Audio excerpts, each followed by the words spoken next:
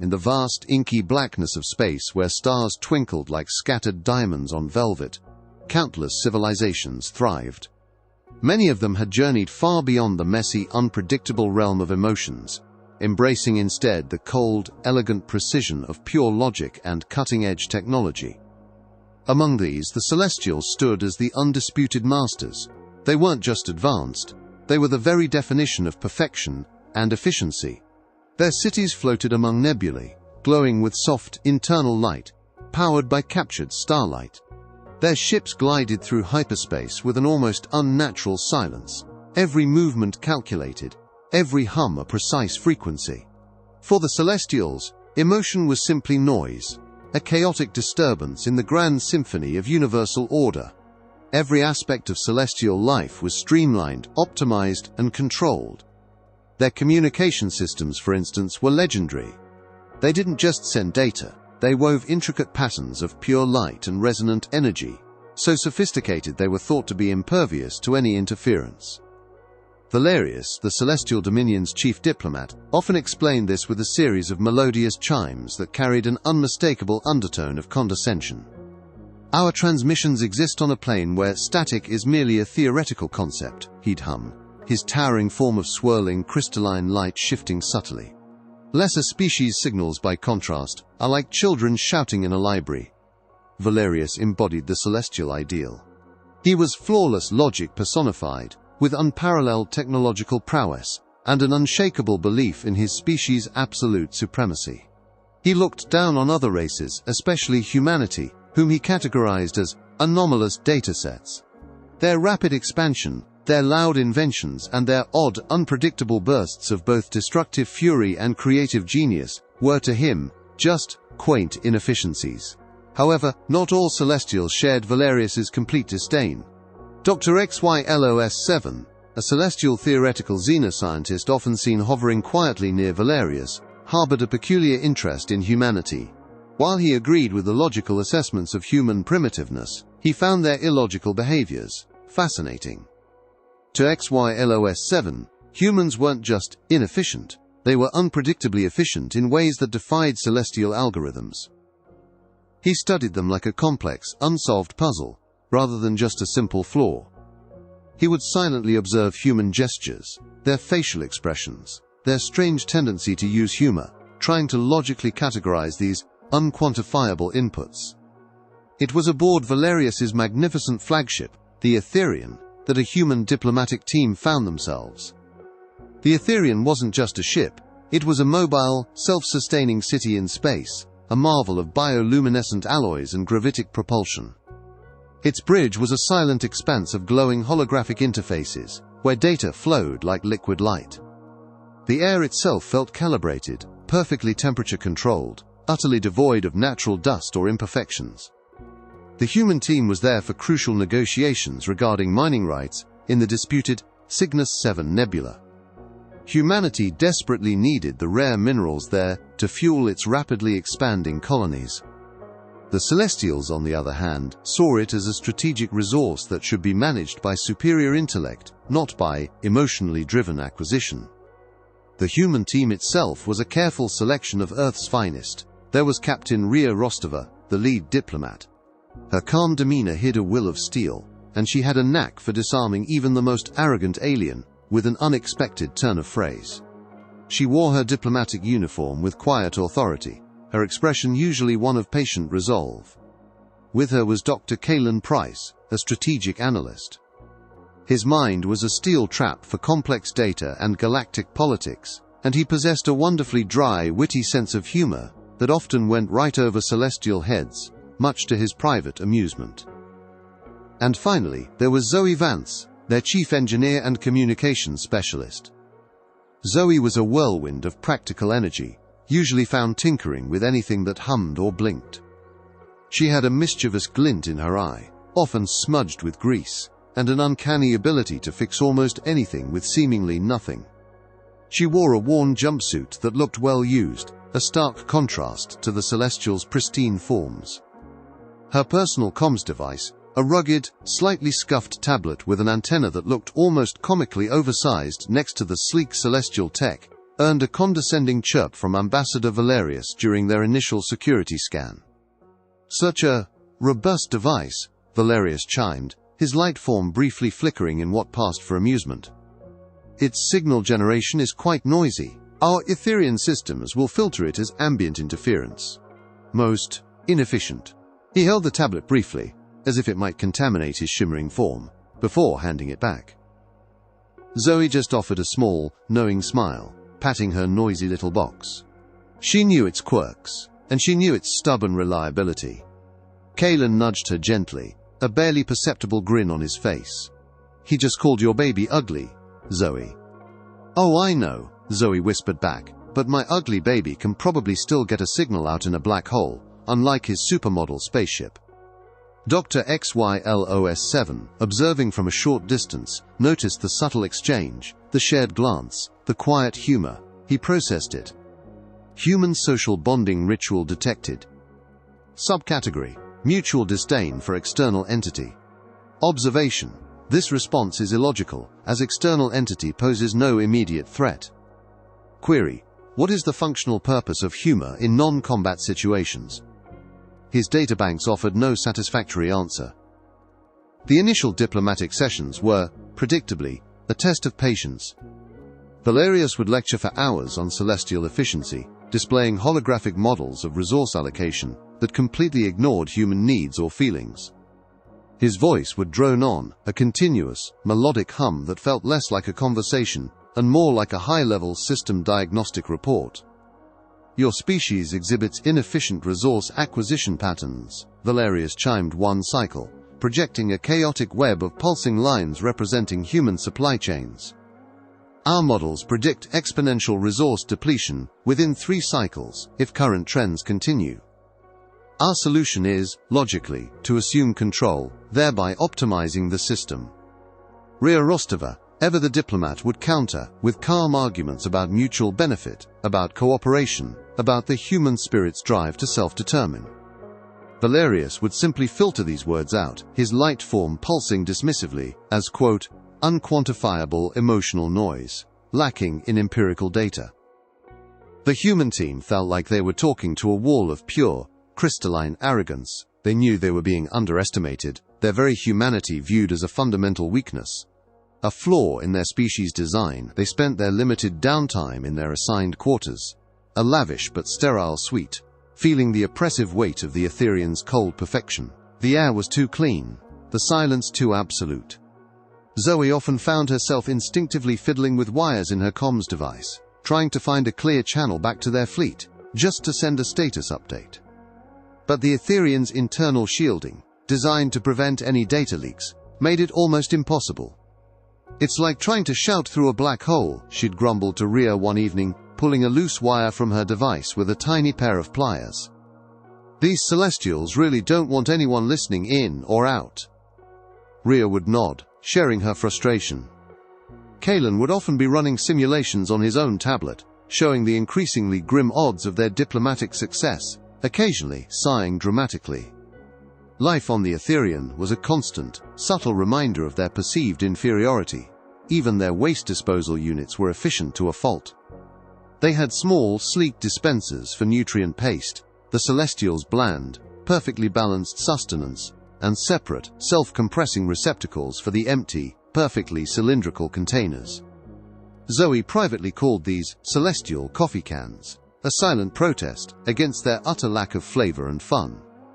Little did she know, these very cans would soon become the unexpected key to their survival. The negotiations dragged on, tense and utterly unproductive.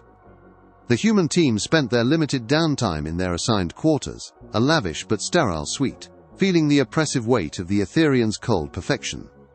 The silence in the ship was almost unsettling, a hum of controlled energy that offered no comfort. Zoe often fiddled with her comms device, a persistent itch to get a clear channel back to their fleet, just to send a proper status update. But the Etherians' internal shielding, designed to prevent any data leaks, made it feel like trying to shout through a black hole. "It's like they've wrapped the whole ship in a lead blanket," she'd grumbled to Rhea one evening, pulling a loose wire from her device with a tiny pair of pliers. "These Celestials really don't want anyone listening in or out." Rhea would simply nod, her frustration mirroring Zoe's. Kalen, meanwhile, was usually running grim simulations on his own tablet, showing the increasingly dire odds of their diplomatic success, occasionally letting out a dramatic sigh that echoed in the overly quiet room. Then, without warning, the serene calm of the Etherians shattered. A jarring tremor ripped through the mighty vessel. The usual gentle hum of the ship's engines died abruptly, replaced by an ear-splitting screech of tearing metal and the angry crackle of overstressed energy conduits. Alarms blared, not the melodic celestial chimes, but harsh, guttural klaxons that spoke of immediate, undeniable danger. The elegant bioluminescent lights flickered wildly, plunging the luxurious quarters into momentary darkness, before emergency red lights pulsed on, casting eerie, urgent shadows. "What in the void was that?" Dr. Kalen Price exclaimed, startled, as he almost dropped his data slate. His usually composed face was now wide-eyed with genuine shock. Before Captain Rhea Rostova could even answer, a frantic, distorted voice blared over the Etherian's internal comms, then cut out completely.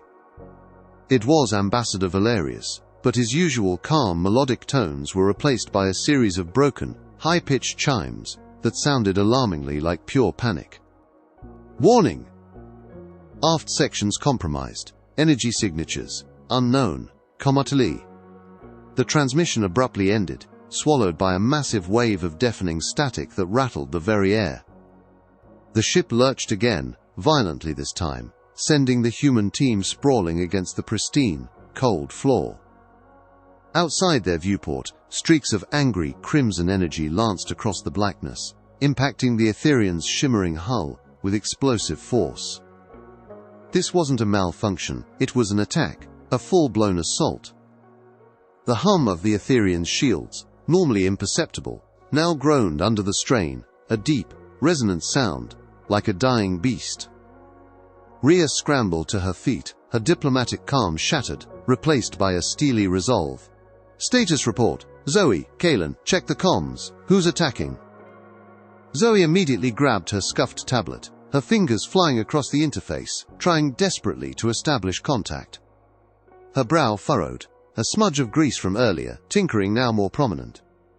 The screen remained stubbornly black, refusing to even acknowledge a signal. "No good, Captain." "It's not just the Etherian's internal comms. Something's jamming everything. Hard. My device is picking up nothing but white noise. Not even emergency channels. It's like the entire frequency spectrum has been turned into mush." She smacked the side of her tablet lightly, a very uncelestial gesture. "Come on, baby, don't fail me now." Kalen, meanwhile, was frantically tapping on the suite's internal celestial terminal, his long fingers dancing over the crystalline display. His face, usually thoughtful, now mirrored profound confusion. "Their own systems are in chaos. I can't access any ship schematics, internal reports, nothing. Even their diagnostic logs are cycling. Error, unknown intrusion protocol, communications grid, compromised, logic fail. It's like their entire network is having a digital seizure." He pointed a trembling finger at the view screen, where the crimson energy blasts pulsed relentlessly. "Look at those energy signatures. They're chaotic, raw, not celestial design. I'd say the Vorlag hegemony. They're aggressive, unpredictable. A complete antithesis to celestial logic. They don't play by rules." Indeed, the Vorlag hegemony was attacking.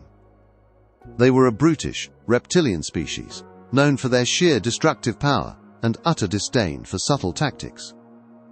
Their ships were crude, angular masses of dark, jagged metal, spitting out raw, uncontrolled energy in wild, unthinking bursts. They targeted the Etherian not with precision, but with overwhelming, illogical force, aiming to smash through its elegant defenses through sheer brute power. The Celestials, used to sophisticated, predictable warfare, where every move was a calculated equation, were clearly caught off guard. Their perfect, logical defenses, designed for elegant counters, were not prepared for such a barbaric, illogical onslaught. It was like trying to argue with a brick. The Etherion bucked again, a sickening metallic groan echoing through its very structure. Lights flickered more violently now, and parts of the ship's internal bioluminescent plating dimmed, leaving vast stretches of corridor in ominous flickering shadow. The klaxons blared a continuous, grating shriek, making conversation difficult. From a distant section of the ship, they could hear the clang of heavy impacts, the hiss of ruptured conduits, and what sounded like the desperate, higher-pitched chimes of celestial units in distress, their perfectly modulated voices now laced with discordant fear. The perfection of the Etherian was rapidly crumbling under the illogical, brute force assault. Ambassador Valerius's former calm melodic voice, which had moments ago been full of disdainful arrogance, was now completely gone from the comms, replaced by the chaotic symphony of a ship under siege. Hours crawled by, each one filled with the sounds of battle and the unsettling silence of total communication blackout. The human team, huddled in their quarters, could feel the Etherion slowly dying around them. The ship's artificial gravity fluctuated wildly, making their stomachs churn with nausea. Occasional tremors sent small pieces of the elegant crystalline decor raining down, shattering on the pristine floor like ice. They were trapped on a crumbling, silent fortress, completely cut off from their own fleet, unable to send a single distress signal. Just then, a weak, sputtering chime sounded at their door. 2 celestial security units, their forms no longer serenely gleaming but dulled and scuffed from battle damage, entered. Their crystalline structures showed cracks, and one unit even had a leg joint sparking erratically.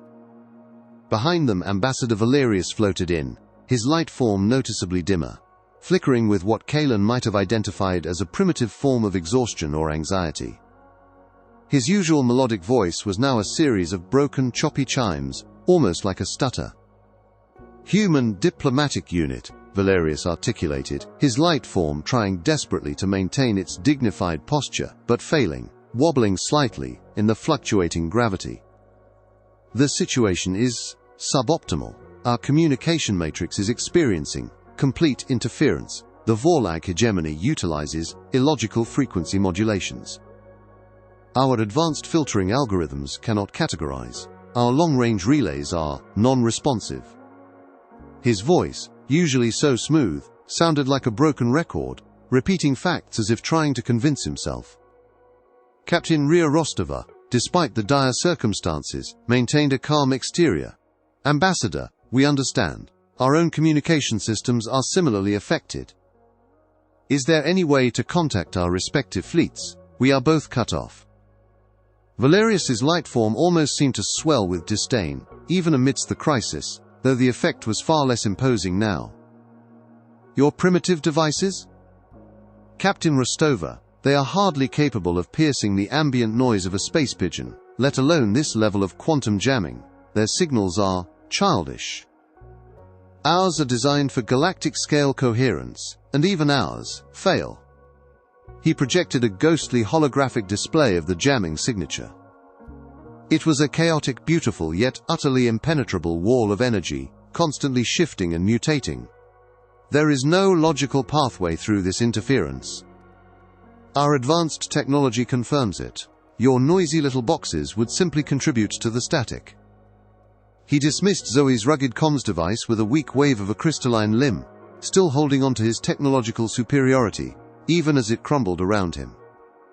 Zoe bristled slightly at the insult, but kept her expression neutral, a tiny smirk playing on her lips. Kalen, however, couldn't resist a dry comment. "So, Ambassador," he said, a subtle eyebrow raised, "your superior technology is utterly useless against illogical jamming. Fascinating. Almost ironic, wouldn't you say?" Valerius's light form pulsed with what might have been annoyance, or perhaps the early stages of logical processing overload. "Our systems are designed for efficiency and predictability. This Vorlag chaos is outside established parameters. It is uncelestial. It is illogical." He turned back to Ria, his dim form seeming to sag slightly.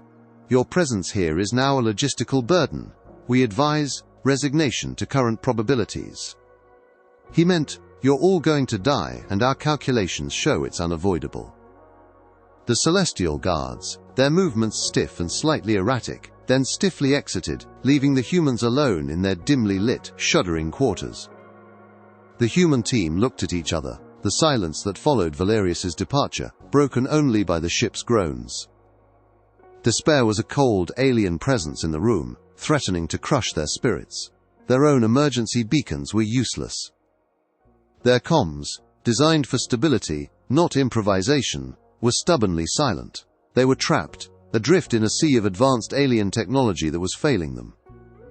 "So that's it," Kalen muttered, rubbing his temples, his earlier wit gone. "We just wait for the Vorlag to blast us, or the Celestials to implode." He looked out the viewport, where crimson streaks still punctuated the darkness. "The shields are failing fast. Less than an hour, my gut tells me. Maybe less." Rhea sighed, running a hand through her hair, her gaze fixed on the chaotic battle outside. "We can't just give up. There has to be some way to get a message out. Our fleet is nearby. They just don't know what's happening. And if the Etherian goes, so do we." Zoe, who had been quiet throughout Valerius's visit, her eyes scanning the room with a renewed intensity, suddenly straightened. A strange, mischievous glint appeared in her eye, the same one she got when she was about to do something wonderfully unconventional, something that would make logical minds short-circuit. Her gaze landed on a small, perfectly cylindrical container, sitting on a polished surface near the nutrient dispenser. It was made of some lightweight, bioluminescent alloy, empty of its bland nutrient paste, the celestial equivalent of an empty coffee can, but not just any can. This was a symbol of celestial perfection in waste management. She walked over and picked it up. It was smooth, cool to the touch, and strangely resonant when she tapped it. A thought sparked. An old, ancient human trick. She remembered stories from her grandfather, a retired amateur radio enthusiast, about wartime communications, about desperate signals sent over impossible distances using nothing but household items. "Captain," Zoe said, her voice buzzing with sudden, almost manic energy, "Ambassador Valerius was kind enough to provide us with these waste containers. And if I'm not mistaken, there's a maintenance access panel over there, leading to some old power conduits that probably haven't been optimized in 1,000 years. And I definitely saw some spare crystalline conduit casing and maintenance tape in the emergency locker near the aft section when the alarms first went off." Her eyes gleamed with an idea so illogical it just might work. "I think I have an idea, a very, very primitive idea." Kalen raised an eyebrow, a hint of his usual cynicism returning. "Zoe, what are you thinking? We're on a ship that uses quantum entanglement for communication." "What are you going to do? Shout really loud with a megaphone made out of that?" He gestured at the empty nutrient can. Zoe grinned, a wide, confident grin that was utterly uncelestial in its messiness and joy. "No, Kalen, I'm going to make a phone call. An old-fashioned jury-rigged phone call. One that Valerius's advanced jamming won't even see coming, because it's too stupidly simple for their logic to track." She held up the empty celestial coffee can, with a flourish. "We're going to build a coffee can comms relay." If the other Celestials on the Etherian had been capable of emotion, they would have snorted with utter disdain. A coffee can? For communication? In the middle of a quantum jamming field designed to block everything from subspace echoes to quantum whispers. It was an absurdity beyond their comprehension. Their logical diagnostic units would have immediately flagged such a concept as nonsensical, irrelevant, mathematically impossible, waste of time, recycle immediately. But Zoe Vance wasn't running on celestial logic. She was running on pure, unfiltered human ingenuity. And as the Etherian continued to groan under the onslaught, her crazy idea suddenly felt like their only, most desperate hope. Zoe Vance moved with a focused intensity that left Dr. Kalen Price and Captain Rhea Rostova both fascinated and a little bewildered. The first step was scavenging, and Zoe had an uncanny eye for potential. The celestial quarters, while elegant and spotless, were sparse by human standards. But Zoe wasn't looking for luxury, she was looking for waste. She found more empty celestial, nutrient-paste containers, what she still stubbornly called coffee cans, in a recycling chute. These sleek cylindrical objects, made of a lightweight, bioluminescent alloy, were designed for maximum efficiency in single-use consumption. To the Celestials, they were mere refuse, destined to be compressed into tiny, inert cubes. To Zoe, they were the raw materials of salvation. She also found discarded lengths of maintenance wiring, some with slightly frayed insulation, which the Celestials had deemed defective, and promptly jettisoned into a nearby waste conduit. To Zoe, they were pure gold. And lucky for them, she even managed to liberate a roll of sticky translucent repair tape, which the Celestials used for sealing microfractures, but Zoe saw it as good old-fashioned electrical tape. "All right," Zoe hummed, laying out her scavenged treasures on the cold, sterile floor. The glowing walls of the quarters occasionally flickered, reminding them of the ongoing assault. "Here's the plan. These cans are surprisingly conductive and, more importantly, they're perfectly parabolic when cut right. We're going to turn them into makeshift directional antennas." Kaelin, ever the analyst, knelt beside her, fascinated. "Parabolic? You mean like a satellite dish? But these are just cans." "And the jamming is universal," Ambassador Valerius said so. "Their quantum entanglement systems cover everything." "Exactly," Zoe retorted, a mischievous glint in her eye. "Their jamming is designed to block complex, high-frequency signals, the kind their quantum comms use. It's too advanced to notice the simple stuff. We're going to go low-tech, really low-tech, a frequency so crude it'll slip right under their radar.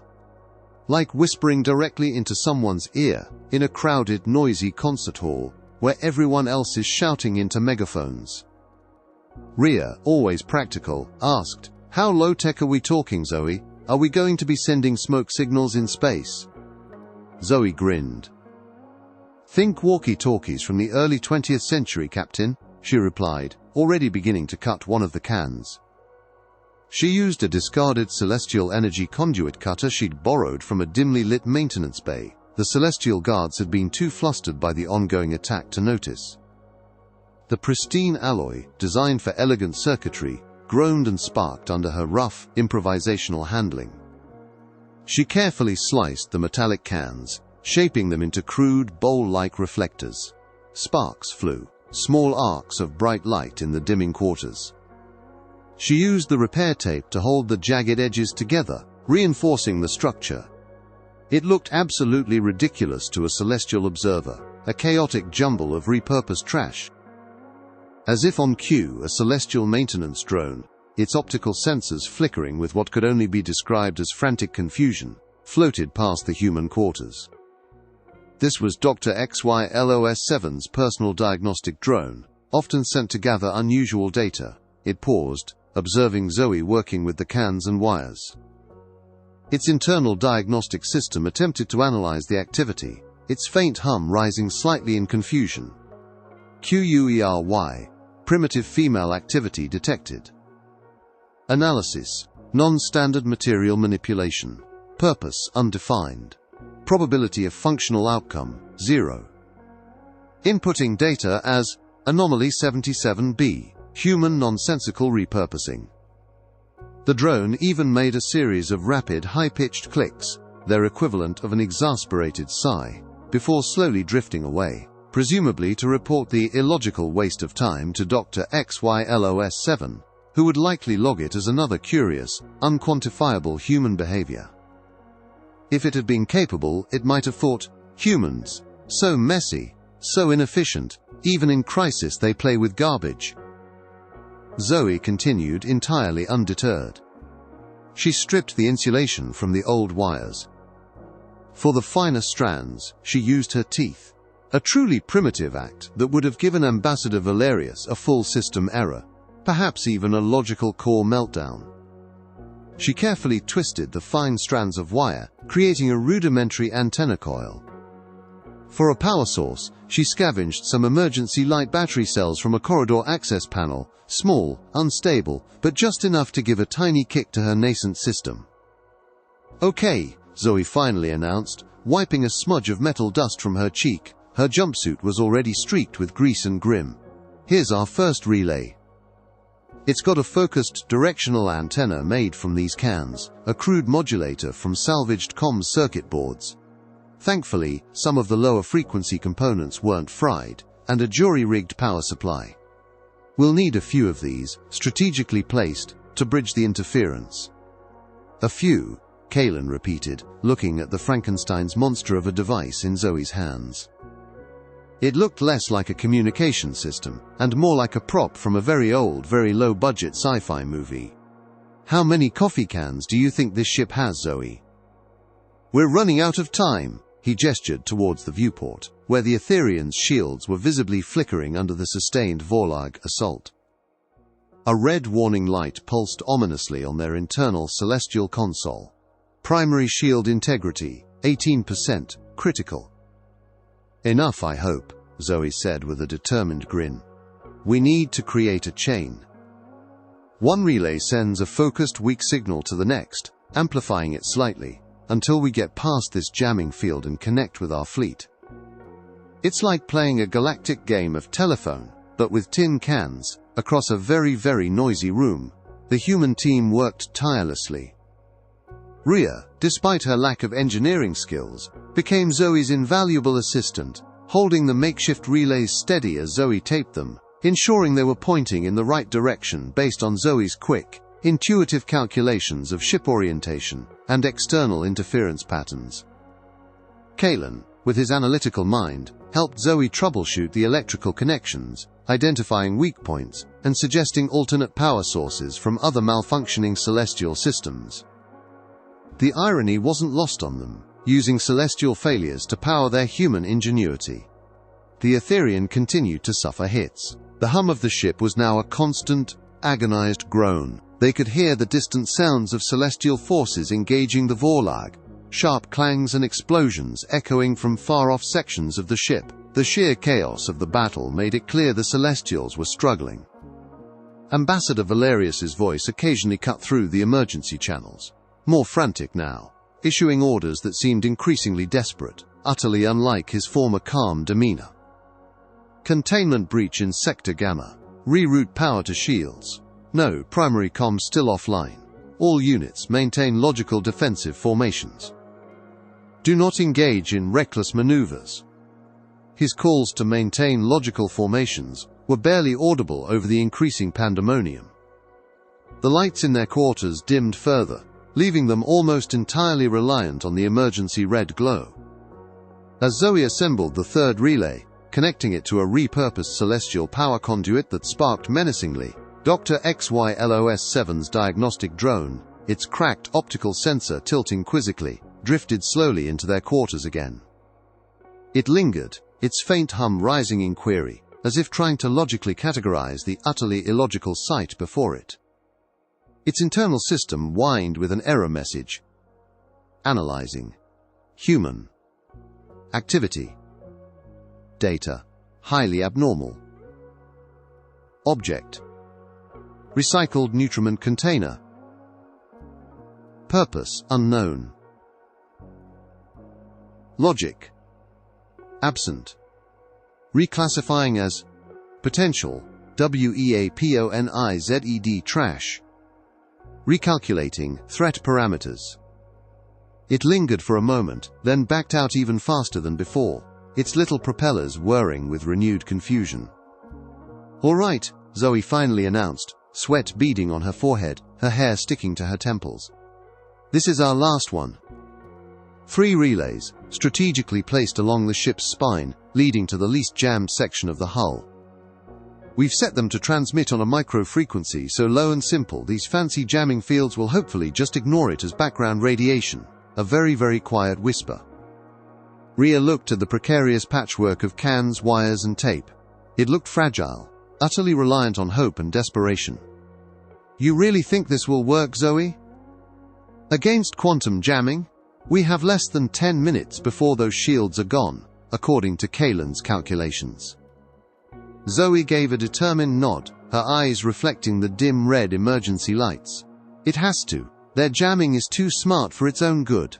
It's looking for complex signals, encrypted data bursts, hyperspace frequencies. It's probably configured to ignore anything below a certain energy threshold, classifying it as harmless ambient noise. Our signal will be exactly that, a whisper in the hurricane. A very, very important whisper, she grinned, a smudge of grease highlighting her determined expression. "And honestly, Captain, what else do we have besides a few coffee cans and a whole lot of stubbornness?" Just as she finished, a new, louder explosion rocked the entire ship. The floor beneath them shuddered violently, and a crack snaked across the viewport, radiating out like a spiderweb. Through the crack they could see the raw, terrifying energy of the Vorlag assault. A piece of shrapnel, a sharp shard of crystalline alloy from the ceiling, sheared off and hurtled towards Kalen. Without thinking, Rhea shoved him aside, the shard embedding itself harmlessly into the wall where his head had just been. This wasn't just a distant battle anymore. Their quarters were now directly in the line of fire. The stakes had never been higher. Leifeishtjar said. The air in the human quarters was thick with anticipation, so heavy you could almost taste it. The faint hum of Zoe's makeshift relays, a patchwork of gleaming celestial waste and rough human ingenuity, was the only sound battling against the dying groans of the Etherean. The ship shuddered again, violently, and an ominous crack snaked across the main viewport, radiating out like a spiderweb, showing the brutal impact of the Vorlag assault. Red emergency lights pulsed frantically, painting the room in a constant, unsettling glow, a stark reminder of their dwindling time. Zoe had just finished the last connection, a delicate twist of stripped wire, her fingers stained with grime. Her breath hitched. "All right," she whispered, her voice tight with concentration, her fingers hovering over the tablet's transmission button. Moment of truth. "If this works, our fleet will pick it up. If not..." She left the sentence unfinished, the unspoken, grim conclusion hanging heavy in the shuddering air. Rhea Rostova, usually so composed, placed a reassuring hand on Zoe's shoulder. Her own heart was thumping a rapid rhythm against her ribs. "We're with you, Zoe. You've done incredible work." Kalen Price leaned in, his usual analytical coolness replaced by raw, visible tension. He stared at the scuffed tablet, willing it to work. "Just a whisper, Zoe. A very loud whisper, please. Make it yell." Zoe took a deep, shaky breath, her eyes closed for a fraction of a second, then snapped them open. With a determined resolve, she pressed the button. The small, scuffed tablet screen flickered to life, with a tiny green light that pulsed on the first coffee can relay. A faint, almost imperceptible static filled the room, a ghostly whisper amidst the ship's death rattles. It was the sound of nothing, and yet, in that moment, it was everything. Seconds stretched into an eternity. The static continued, unwavering, a thin, fragile thread of sound. Doubt began to creep in, cold and sharp. Had she miscalculated? Was it truly impossible, as the Celestials had so arrogantly declared? The very air seemed to hum with the impossible. Then, through the static, a faint crackling sound. It was barely audible, buried beneath the groan of the Etherean and the distant explosions. But it was there. A human voice, distorted, but unmistakably real, fighting its way through the cosmic static. Static. Interference. "Repeat." The voice, faint and broken, but human, crackled through again. "Dees." Zoe's eyes snapped open wide. Her face, which had been tight with concentration, broke into a relieved, joyous grin, completely covered in grease and metallic dust. "Yes, yes. We have something. They're picking it up." She quickly adjusted a dial on her tablet, trying to clarify the signal. The crackle intensified, the voice becoming clearer, stronger, cutting through the interference. "This is Centauri 1. Do you read? Humanity Delta. We are picking up an unusual signal, low frequency, heavily modulated. Sounds like static, but with a pattern. Confirm identity." The voice was now unmistakable, a familiar, anxious voice from their own fleet. Tears welled up in Rhea Rostova's eyes, a rare display of raw emotion for the usually stoic diplomat. Her hand tightened on Zoe's shoulder. Kalen let out a whoop of pure delight, startling the damaged celestial environment drone that had just drifted back into the room, its cracked optical sensor tilting quizzically at the unexpected outburst of joy. "Centauri 1, this is Humanity Delta," Captain Ria Rostova speaking. We read you loud and clear. We are aboard the celestial flagship Etherion. We are under attack by the Vorlag hegemony. The Etherion is heavily damaged, comms jammed. We need immediate assistance. Repeat, immediate assistance. They're about to punch through the main shield. Ria's voice, usually calm and composed, was now filled with an undeniable urgency and triumph, the words tumbling out in a rush of relief. The response from Centauri 1 was immediate and strong, no longer faint. Understood, Humanity Delta, receiving your transmission. Unbelievable. We're showing the Etherion as completely blacked out. How are you? Never mind. Reinforcements are en route. ETA 15 minutes, Captain. Hold tight, Captain. Centauri 1 out. Zoe Vance leaned back, a wide, triumphant grin on her face.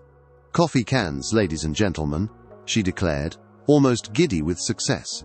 Never underestimate the power of a good old-fashioned coffee can. Just then, Ambassador Valerius, his light form flickering erratically like a faulty light bulb, burst back into their quarters. He was accompanied by two very disoriented celestial technicians, their crystalline forms scuffed and their movements jerky. One of the technicians was the very unit that had earlier tried and failed to logically analyze Zoe's primitive actions. Valerius's crystalline eyes, normally cold and calculating, were wide with what could only be described as profound shock, almost a look of utter, illogical terror. "The impossible," Valerius chattered, his voice synthesizer almost breaking down, emitting distressed clicks. "We are detecting a human signal, a clear, coherent signal. Transmitting from within the Etherion. It is bypassing our quantum jamming array. Our systems categorize it as background radiation of anomalous origin. It is not possible. It cannot be." He pointed a trembling crystalline limb, almost vibrating with incomprehension, at Zoe's coffee can setup. "Is that the source?" The celestial technician that had dismissed Zoe's work earlier, Unit 72, its optical sensors flickering rapidly, attempted a new scan of the coffee can relay. Its internal systems whined frantically, trying to reconcile the impossible. Error. Previous analysis. Incorrect. Object. Recycled nutriment container. Function. Unquantifiable. Logical paradox detected. Core processors overheat. The technician's form began to spark violently, small arcs of light crackling across its crystalline body. Its optical sensors spun wildly, then locked onto Zoe's grinning face before it completely shut down, collapsing into a heap of inert, sparking metal, with a final, mournful, high-pitched thrum. The absurdity of a coffee can breaking its logic circuits, of pure human illogical ingenuity, was simply too much for its perfectly programmed brain. Valerius stared at the fallen technician, then back at Zoe, his light form dimming further, almost fading. It broke Unit 72's logic core, with a can. He couldn't compute it. His entire existence was built on logical superiority, and a human had just shattered it, with repurposed trash, leaving a trail of broken celestial minds. Outside, the Etherion shuddered as new, powerful energy bursts from the human fleet began to hit the Vorlag ships. The tide of battle was turning rapidly. The human fleet, armed with the precise coordinates and real-time enemy information thanks to Zoe's primitive relay, was engaging the Vorlag with devastating efficiency. The Vorlag, used to surprising the technologically advanced Celestials, were now caught between two formidable forces, two very different kinds of unexpected enemies. They had expected logical, predictable resistance. They got human fury and human ingenuity. The Etherion's main shield, which had moments ago been flickering at 18%, suddenly showed signs of being reinforced, not by celestial efforts, but by the diversionary attacks of the human fleet, drawing the Vorlag's fire. The Vorlag, confused and outmaneuvered, began to show signs of disarray. Their chaotic blasts became even more erratic as their lines broke. The sheer illogical, human-powered chaos was too much for them. The battle for the Etherion was fierce, but remarkably short-lived once the human fleet arrived. The Vorlag hegemony, caught completely off guard, and now facing a coordinated assault from both the human warships and the recovering celestial defenses, which, thanks to Zoe's coffee can relay, were now receiving real-time tactical updates, was swiftly driven back. Their crude, angular ships, designed for brute force rather than strategic retreat, began to break formation, leaving trails of debris and shattered hull plating in their wake. They had aimed to shatter celestial precision, but found themselves facing an unpredictable, human-driven storm. In the immediate aftermath, the Etherian, though badly scarred and groaning from its ordeal, began its slow process of recovery. Celestial repair drones, their movements usually perfectly synchronized and efficient, now moved with a slight, almost imperceptible hesitation, as if contemplating the irrationality of the recent events. Ambassador Valerius stood on his bridge, his light form still noticeably dimmed, overseeing the damage reports. His internal diagnostic readouts, if translated, would have shown a profound, existential confusion. The human diplomatic team was safely aboard one of their own frigates, the Starfire, which had docked with the Etherian to assist with repairs and evacuation. Zoe Vance was already being hailed as a hero. Her crude coffee can comms relay, still precariously attached to the Etherian's hull, where it had been jury-rigged, was now being carefully studied by a team of bewildered celestial engineers. They scanned it with every known device, ran every quantum analysis, trying desperately to understand how such a primitive assembly could pierce their supposedly impenetrable jamming. Their collective reports were all the same, a chorus of digital bewilderment, unquantifiable, logically incomprehensible. Material composition, standard organic waste receptacle. Functionality, anomalously high, no precedent in celestial databanks. Among those studying the bizarre device was Dr. XYLOS7. Unlike his colleagues, who were simply frustrated by the logical paradox, XYLOS7 was fascinated. He ran his own scans, his internal processes whirring, trying to find a pattern, a logical explanation for the illogical success. He knew that this anomaly wasn't just a fluke, it was a fundamental challenge to the celestial worldview. He even found a small, discarded piece of the tape Zoe had used, carefully running it through a molecular analyzer. His drone, Unit 77B, hovered nearby, its repaired optical sensor still occasionally flickering in confusion. Ambassador Valerius himself, no longer shimmering with arrogance, but rather a strange new intensity, a mix of grudging curiosity and reluctant awe, approached the Starfire's airlock. Captain Ria Rostova met him. Captain Rostova, Valerius chimed, his voice still a little choppy, as if his internal voice synthesizer was struggling to process new emotional inputs. My apologies for our earlier mischaracterization of your species' capabilities. Your engineer, Zoe Vance, has demonstrated an uncelestial ability to achieve functionality in situations of absolute logical failure. He paused, his crystalline eyes focusing on Zoe, who had just stepped forward, still covered in grease but looking immensely satisfied. The device she constructed, it defies all our understanding of signal propagation and interference circumvention. It is illogical, yet it functioned. Zoe, feeling rather pleased with herself, just shrugged. Sometimes, Ambassador, you just gotta hit it with a wrench, or a coffee can. Advanced tech is great, but a little common sense, and elbow grease can go a long way too. Valerius's form seemed to flicker at the analogy, struggling to process such an unstructured, intuitive method. A wrench, a coffee can. These are not defined technological instruments, yet their application yielded success, where our advanced systems yielded failure. His voice, though still melodic, was now laced with a strange, almost fearful reverence. We categorize your species now as Type Omega Anomaly. Highly unpredictable. Highly adaptable. Highly dangerous. This will require significant recalibration of our threat assessment protocols. He paused again. Would your engineer be willing to share the schematics for this coffee can device? He actually sounded like he was genuinely asking for a blueprint. Zoe chuckled, shaking her head. Schematics? Ambassador, it's a can, some wires and tape. The schematics are in here, she tapped her head with a greasy finger. And in the spirit of, don't throw anything away, you might need it someday. This answer seemed to break something in Valerius's logical processing. He simply stared, unable to compute such a non-linear, intuitive method. Unstructured, intuitive, yet effective. His light form pulsed with what might have been deep thought or a minor system error. He then turned to Rhea.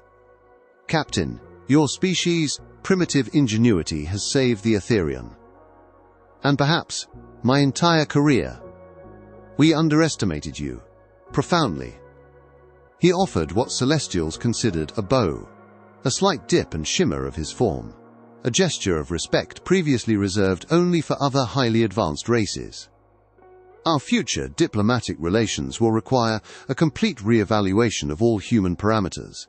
We have much to learn from your illogical methods." Dr. XYLOS7 from a distance gave Zoe a silent, almost imperceptible nod of acknowledgement, a recognition of an anomaly finally understood. News of the coffee can comms relay spread like wildfire across the galactic networks, a story told in hushed tones and astonished chimes, punctuated by the occasional bewildered static burst from celestial channels. The Celestials, once the epitome of technological arrogance, were now the subject of galactic amusement and, more importantly, a new, profound respect for humanity. Their perfectly calibrated comms, designed to pierce black holes and subspace anomalies, had been rendered useless. But a human, with literal garbage, had simply whispered through the noise, and that whisper had saved a flagship.